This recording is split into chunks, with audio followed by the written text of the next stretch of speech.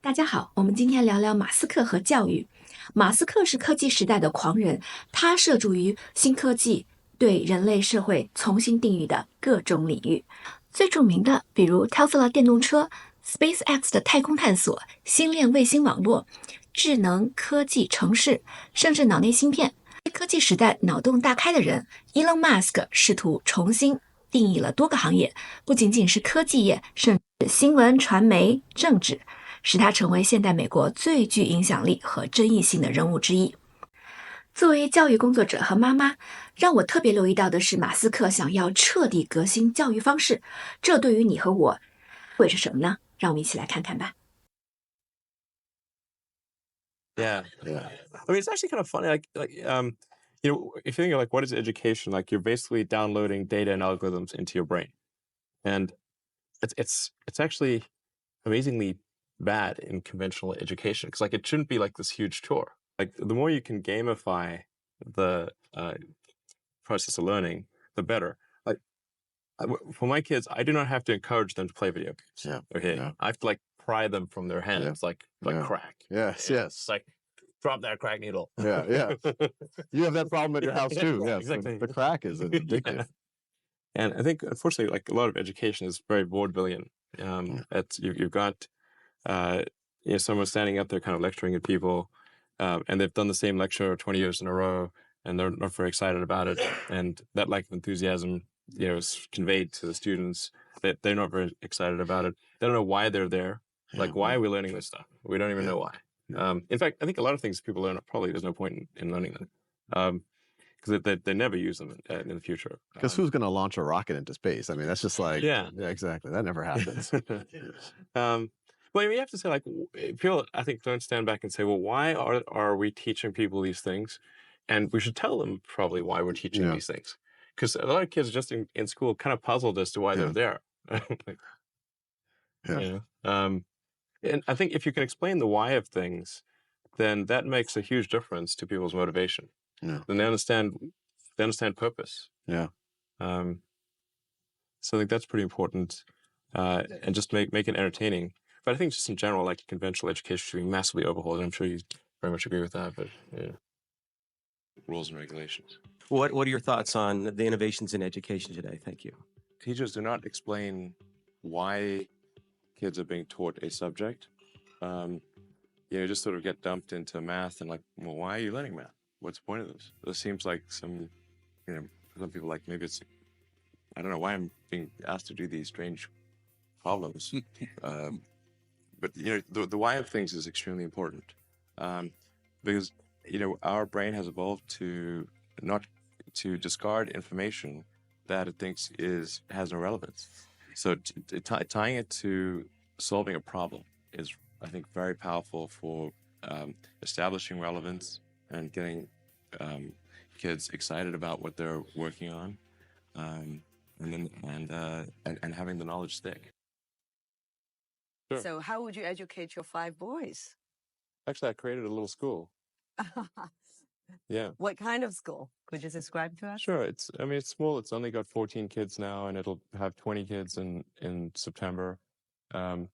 It's called Astra, which means to the stars. That's maybe a bit different from most other schools, is that there aren't any grades. There's no like not grade 1, grade 2, grade 3 type of thing. I'm making all the children go in the same grade at the same time, like an assembly line. I know.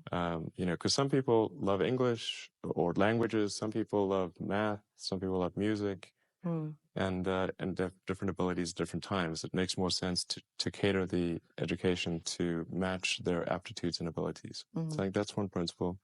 Another is that it's important to teach problem solving, or teach to the problem, not to the tools. So this would be like, let's say you're trying to teach people about how engines work, or you could start by a more traditional approach would be to say, well, we're going to teach you all about screwdrivers and wrenches, and you're going to have a course on screwdrivers, a course on wrenches, and all these things. And this is a very difficult way to do it. A much better way would be like, here's the engine. Now let's take it apart. How are we going to take it apart? You need a screwdriver. That's what the screwdriver is for. You need a wrench. That's what the wrench is for. And then a very important thing happens, which is that the relevance of the tools becomes apparent. So all your 5 boys are in that school? Yes. Until when? This is from I don't know. preschool So far, to... it's only 1-year-old. Uh, They like it. they like it? Yeah. And you want to keep them away from regular schools? No, I just didn't see that the regular schools they weren't doing the things that I thought should be done. Like, those 2 principles, they weren't adhering to those principles. So I thought, well, let's see what we can do. Maybe creating a school will be better.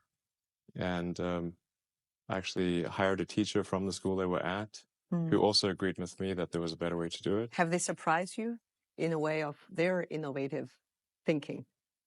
Yeah, it seems to be going pretty well. I mean, the kids really love going to school. I think that's a good sign. 那在这个视频里面，杨澜非常的惊讶，马斯克不把他的孩子送到公立学校里面学习。其实啊，马斯克这个教育的实验 Astra 很像就是在美国一直存在的一个 homeschool 的形式，家长主导的教育。近几年来，很多家庭因为不满这个公立学校的教育形式，越来越多的基督徒家庭开始 homeschool。后来这所学校试图扩张，不仅仅包括Elon Musk 自己的孩子，他们也想引进更多的 SpaceX 的员工的孩子一起加入这个教育实验。由于极度保密，所以很多的其他加州的家长们甚至不知道这所学校的存在。然而 Astra 在2020年6月份就关门大吉了。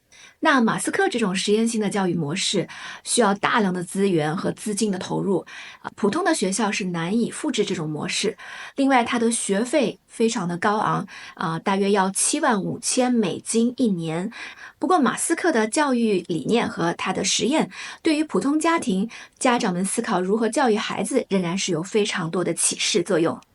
我自己小小总结了一下，在数字 AI 时代学习需要更多的创造性，不是一味的去填鸭式学习，教育要打破固有思维模式，推演性的更新迭代学习，计算机比我们做得好。要鼓励孩子思考为什么学习，以及这些知识的内在逻辑和意义是什么。所以马斯克不止一次地谈到第一性原理为核心的教育理念，就是通过回归基础原理，寻找创新的解决方案。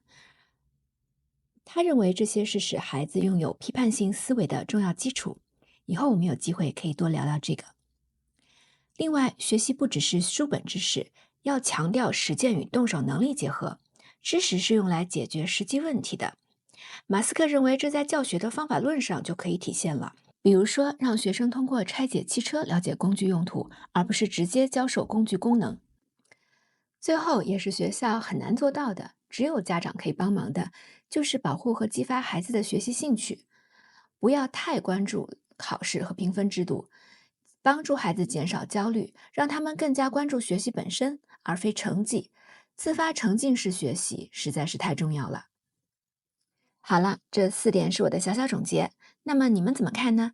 你认为马斯克的教育理念和实验更有益于孩子的培养吗？你觉得他提倡的教育模式比传统学校好吗？